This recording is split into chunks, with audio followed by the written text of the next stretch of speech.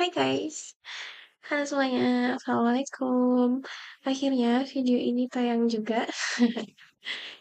Oke, jadi di sini kita akan bersama-sama menginvestigasi Desa Jatiroke melalui survei kecil-kecilan. Di video ini kita akan membahas tentang apa saja sih dasar-dasar yang perlu kalian ketahui tentang human settlement dan Desa Jatiroke, khususnya RW 4 dan RW. Oke, let's go. Oke, pertama-tama, sebenarnya kita ini ngapain sih? Jangan sampai ada yang belum tahu ya proyek pemukiman kita ini apa.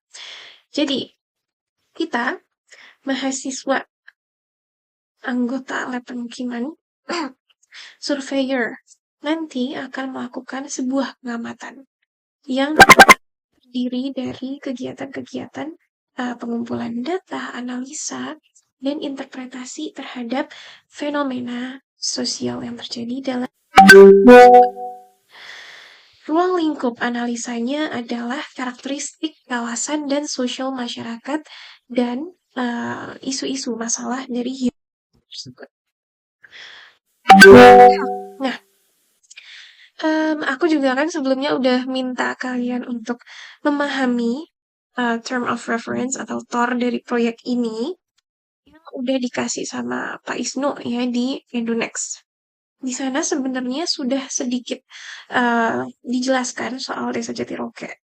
Oke, tapi di sini aku pengen bahas lebih spesifik dan lebih detail pakai teori elemen dasar permukiman yang dikemukakan oleh Bapak Doxiadis atau Konstantinos Doxiadis. Beliau bilang kalau elemen dasar dari sebuah pemukiman itu ada 5. Seperti yang ada di gambar, yaitu ada yang pertama society. Society, masyarakat. Man, manusia, baik pribadi maupun kelompok. Lalu ada nature, alam. Lalu ada shells, rumah atau bangunan. Dan yang terakhir networks, jaringan atau sarana prasarana, yaitu jaringan-jaringan yang mendukung fungsi permukiman itu berjalan dengan baik, mau itu alami maupun buat. Contohnya jalan-jalan, lalu instalasi listrik, lalu drainase, dan lain sebagainya. Namun, sebelum ke komponen-komponen itu, kita bahas Jatiroke secara dulu. Terkait namanya, Desa Jatiroke berasal dari kata jati dan roke. So, jati ini menunjukkan pohon jati, dan roke berarti kayu atau batang yang kuat. So, Jatiroke basically pohon jati dengan batang yang kuat. Dari namanya, kita bisa tahu kalau Jatiroke dulu itu merupakan daerah yang ditumbuhi dengan banyak sekali komoditi pohon jati gitu ya. Uh, Pohon jati menjadi tanaman yang mendominasi di kawasan tersebut. Secara geografis, wilayah Desa Jatiroke ini dikelilingi oleh beberapa desa lain. Ada Desa Hegarmanah, Desa Cinanjung, Desa Cisempur, dan juga Desa Jatimukti. Secara administratif, Desa Jatiroke ini terbagi dua dusun, yaitu Jatiroke, Jatisari, dan Dusun Kiarapada. Sementara jumlah rukun warga dan rukun tetangga masing-masing ada sebanyak 6 RW dan 31 RT. Next. Oke, jika dilihat pakai citra satelit dari Google Maps, wilayah Desa Jatiroke ini berlokasi di sekitaran kaki gunung, atau lereng gunung. Gunung apa? Yaitu Gunung Gelis. Lebih tepatnya di bagian barat dari Gunung Gelis, sampai menuju ke puncaknya, di sebelah sini. Nah, ini bagian baratnya Gunung Gelis, ada Desa Jatiroke, pemukimannya. Sementara semakin ke puncak atau semakin ke timur, itu akan ada Gunung Gelis, puncak Gunung Gelis. Dengan demikian, bisa disimpulkan bahwa wilayah Desa Jatiroke ini memiliki topografi berupa lereng gunung. Bagian baratnya itu merupakan bagian yang paling rendah, yaitu bagian sini, karena ya dia menjauh dari puncak, makanya dia bagian yang paling rendah, dan itu mostly digunakan untuk pertanian. Sementara daerah permukimannya eh, lebih ke timur sedikit gitu, berkumpul di sini. Nah, itu. Wilayah paling barat Desa Jatiroke yang sebelah sini yang udah aku mention barusan itu adalah yang paling padat dengan penduduk. Tapi mulai dibentuk kawasan perumahan. Di sini letaknya. Lebih tepatnya tepat di lereng gunung dari Gunung Gelis. Oke, setelah kita mengetahui itu semua yang umum-umum, kita akan kembali ke 5 teori dasar Doxiadis. Kita akan membahas shells-nya terlebih dahulu. Oke. Shells atau rumah-rumah dan bangunan-bangunan di dalam pemukiman. Sejauh yang aku amati, ketika datang ke Desa Jatiroke itu sebenarnya sama seperti pemukiman pada umumnya, namun yang membuat mereka menarik adalah mereka itu punya lereng gunung kan. Bahkan dalam pembagian wilayahnya, seperti yang bisa kita lihat tadi, mereka itu mostly malah eh, hutan-hutan. Mungkin hanya 1/4 dari wilayahnya saja yang digunakan sebagai pemukiman warga. Itu cukup menarik karena uh, ada kelebihan elemen nature di dalamnya gitu. Nah, karakteristik lereng gunung yang memberi kemiringan cukup tinggi kepada lahan-lahan yang nantinya akan dibangun sebuah pemukiman warga itu juga mempengaruhi bentuk-bentuk bangunan dari rumah-rumah warga di Desa Jatiroke ini. Nah, di sana juga aku melihat bahwa rumah-rumah di Desa Jatiroke ini sekali menggunakan metode cut and fill, yaitu ketika kita ingin membuat sebuah eh, dataran yang lebih stabil kemiringannya dengan cara kita menimbun tanah di sisi lain untuk meratakan kemiringan dari tanah tersebut, baru kita membangun sebuah rumah di atasnya. Untuk memberikan gambaran, aku juga akan show some footage ketika kita pergi ke Jatiroke. Nah, waktu itu aku ditemani dengan Nabil, kita naik motor ke sana. Hmm, kita mendapatkan footage, mungkin ini yang bisa menggambarkan maksud aku tadi. Oke, kita pause dulu. Nah, maksud aku tadi cut and fill adalah ini kan lahannya miring ya, turun ke bawah. Tapi kita pengen bangun rumah di atasnya. Nah, gimana caranya? Ya dengan cara kita menaikkan dataran yang miring tadi dengan cara kita kasih suatu mungkin itu material yang bisa menopang rumah yang nantinya akan dibangun di atasnya sehingga mereka punya uh, permukaan yang datar seperti ini. Aslinya kan ini permukaannya turun ya, turun ke bawah gitu, turun ke bawah. Tapi karena mereka fill dengan sesuatu, mungkin itu semen or something material lain, mereka bisa mendapatkan permukaan yang datar. Kita lihat di sini. Oh, itu turun. Dan mereka berasnya dengan cara cut. Oh, jadi, eh, luas bagian bawah rumah tersebut pasti akan menjadi lebih besar karena ada penopang di bawahnya, penopang yang mengurangi kemiringan dari tanahnya. Oh, ini jalan turun. Nah, salah satunya adalah aku juga menemukan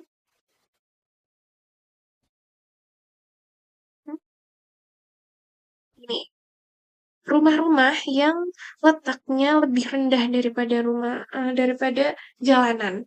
Jadi di permukiman ini terdapat jalanan-jalanan yang ternyata letaknya itu posisinya lebih tinggi daripada eh, lahan-lahan rumah warga gitu. Jadi mereka membuat sebuah tangga turun ya, tangga turun rumah mereka kayak gitu tadi.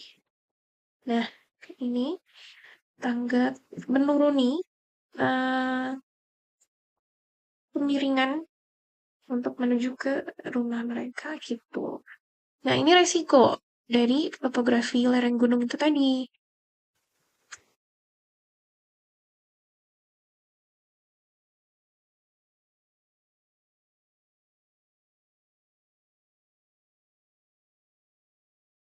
Nah, seperti yang sudah aku mention tadi, bahwa mulai dibuat proyek-proyek pembangunan perumahan di lereng gunung, Gunung Gelis gitu.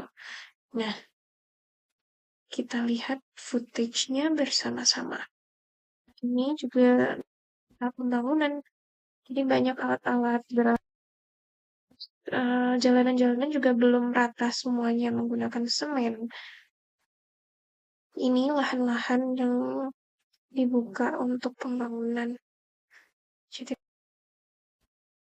ini, jadi jalannya ini perjalanan pulang kembali ke bawah, keluar dari Jatinangor Highland, benar-benar manjak naik. Oke, di sini masih ditemukan lahan-lahan kebunan sawit sepertinya. Oke, ini kalau waktu naik, ini juga waktu turun. Nah, ini ketika kita naik ke perumahan Jatinangor Highland itu mulai nampak hanya di sebelah sini. Oke, sarana sarana jalannya juga masih belum em, tersedia dengan baik. Nah, akan kita lalui kalau mau naik ke Jatinangor Highland ke atas masih belum rapi, masih cenderung berbahaya sih untuk dilewatin waktu itu. Networks atau jaringan dan sarana prasarana yang memudahkan kegiatan di dalam sebuah permukiman tersebut di Jatiroba ketika pertama kali masuk ke RW 4 melalui jalan utama. Aku rasa jalannya sudah dibangun cukup bagus dengan aspal yang bahkan terbilang cukup jarang ditemukan lubang-lubang berbahaya. Namun, sebaliknya, ketika kita masuk ke dalam percabangan yaitu atau biasa kita sebut gang-gang jalan-jalan kecil masuk ke RW 4 sampai RW 5 memang belum sepenuhnya aman untuk dilalui apalagi menggunakan motor karena banyak sekali jalanan yang dibangun di atas sistem sanitasi dengan keamanan yang sangat-sangat minim tanpa pembatas di kanan kirinya. Jadi sangat-sangat risky. Footage-nya ada di sini. Melewati lewat jembatan Siratul Mustaqim. Nah, ini salah satu footage-nya, wait.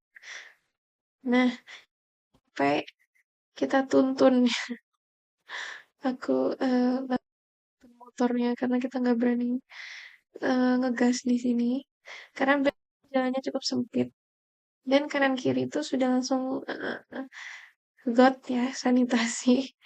Nah ini WK WK WK.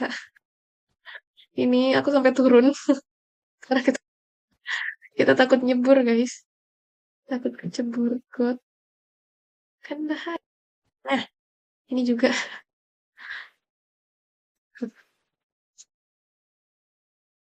ya gitu. Dan kalau kalian notice di sini itu di depan Nabil ada lahan persawahan yang banyak sekali, luas sekali. Nah, lahan-lahan ini memang letaknya eh, terselip di antara permukiman warga. Jadi kita harus masuk-masuk ke permukiman warga dulu baru untuk bisa mencapai sampai ke sawah-sawahnya. Nah,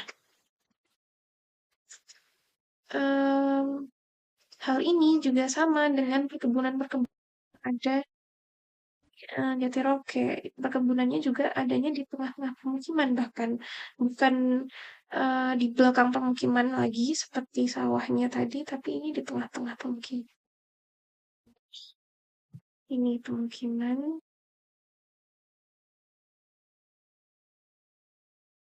dan kebetulan untuk RW 4 dan RW 5 sendiri kita tidak tidak dapat ya wilayah dari persawahannya. Jadi yang persawahan itu letaknya ada di RW 1 sampai 3. Oke.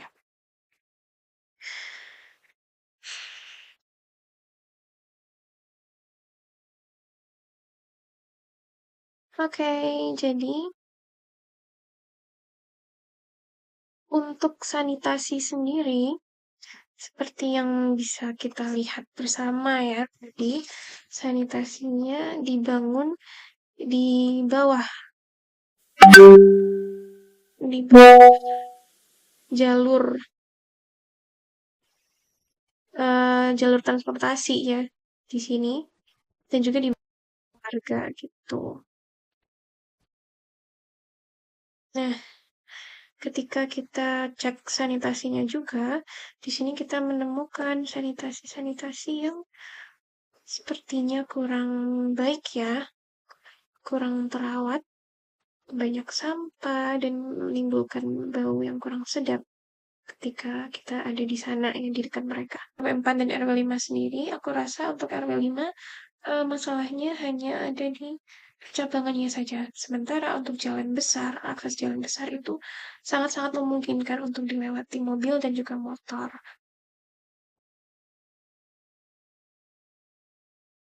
Untuk RW 4 sendiri, khususnya pada jalan menuju lereng gunung, itu masih belum diaspal rata. Banyak alat-alat berat yang berlalu lalang, seperti yang sudah kalian lihat tadi. Mereka menuju ke atas karena perumahan ini masih dalam tahap pembangunan, masih benar-benar baru. Tapi jalur ini cukup luas untuk dilalui oleh satu buah mobil ataupun motor. Itu. Networks ditinjau juga dari bidang kesehatan. Kesehatan masyarakat ini kan dipengaruhi oleh eh, adanya akses atau fasilitas kesehatan yang tersedia. Nah, untuk memenuhi peningkatan pelayanan kesehatan masyarakat, di sini Jasa Jatiroba punya 5 posyandu, 1 poskesdes dengan tenaga kesehatan 1 orang bidan desa. Untuk pelayanan kesehatan bagi masyarakat yang sakit, yaitu tersedia puskesmas yang berlokasi di kota atau kecamatan, cukup dekat, 2 kilometer kurang lebih. Dan bagi yang memerlukan perawatan di rumah sakit, yaitu tersedia rumah sakit dengan jarak tempuh kurang lebih 5 kilometer. Oke, kita move on ke komponen berikutnya, yaitu man dan society. Man dan society ini adalah komponen yang perlu kita telah dan cari bersama-sama nanti ketika terjun ke lapangan. Tapi untuk bekal, ada beberapa info terkait ini.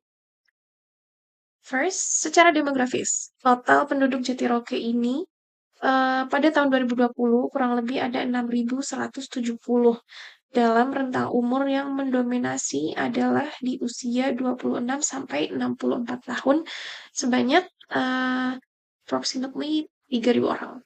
Sementara jumlah warga yang mengenyam pendidikan hingga jenjang SLTA atau kita sebut sebagai SMA bisa disamakan dengan jumlah penduduk yang belum mengenyam pendidikan. Jadi jumlah orang yang mengenyam pendidikan sampai SMA dan jumlah orang yang belum mengenyam pendidikan sama sekali itu masih sama.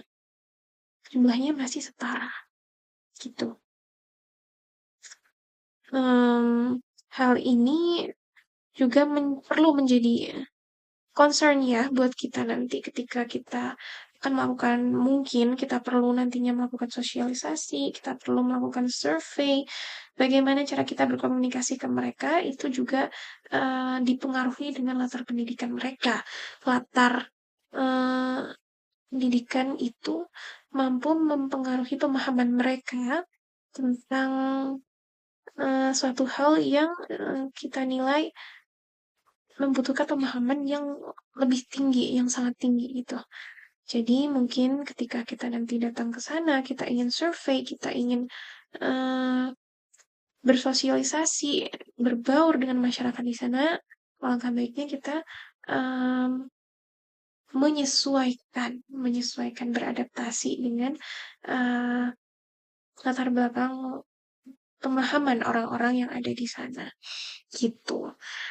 Sarana prasarana, sarana, oke. Sarana prasarana dan tenaga pengajar sebagai pendukung peningkatan pendidikan pada tahun 2018 jumlah bangunan TK PAUD ada sebanyak 6 buah. Bangunan SD ada sebanyak 2 buah, bangunan SMP sebanyak 1, dan SMA ada 2. Lalu madrasah ada 8. Sedangkan untuk sarana pendidikan SMP dan SMK berada di luar desa berjarak sekitar 2 kilometer. Sedangkan untuk pendidikan agama tersedia 8 tempat anak-anak mengaji dan 24 ustadz guru ngaji, dan untuk masyarakat umum dilaksanakan pengajian rutin di 15 masjid atau musola. Nah, penduduk Desa Jatiroke Penduduk Desa Jatiroke ini dominan merupakan pemeluk dari agama Islam. Sarana ibadah terdapat 11 unit masjid, 4 unit musola, 9 tempat mengaji untuk anak-anak, dan terdapat 5 kelompok pengajian majelis taklim. Secara umum, ketentraman dan ketertiban di Desa Jatiroke cukup kondusif dan dapat terkendali dengan baik. Nah, hal ini bisa dilihat dari ketersediaan pos satpam di setiap RW. Jadi, setiap kali menuju perbatasan RW, kita pasti bisa melihat setidaknya satu pos satpam yang digunakan untuk mungkin menjaga atau meronda gitu ya. Untuk RW 4 sendiri, kemarin ditemukan pos satpam ada di depan Indomaret Jatiroke. Oke, mungkin segitu dulu yang bisa aku paparkan untuk anak-anakku yang di kelompok 4. Semoga kalian menyimak dan memahami betul apa yang aku sampaikan tadi, karena memang di minggu ini, minggu ke-6 ini, seharusnya kita sudah punya pemahaman yang cukup dalam, setidaknya di permukaannya, tentang mengenai human settlement dan juga eh, Desa Jatiroke, khususnya untuk RW 4 dan RW 5. Jadi aku harap untuk menyamakan pace setiap anggota, kita bisa belajar bersama-sama melalui video ini. Pembuatan video ini diharapkan bisa meningkatkan fleksibilitas kalian dalam belajar. Untuk bahan-bahan uh, untuk bahan-bahan survei kita sebelum kita nanti turun ke lapangan langsung. Oke, thank you guys for watching. Sekian dari aku. Sorry kalau ada yang kurang jelas ataupun ada kesalahan dalam penyampaian. Wassalamualaikum warahmatullahi wabarakatuh. Bye bye.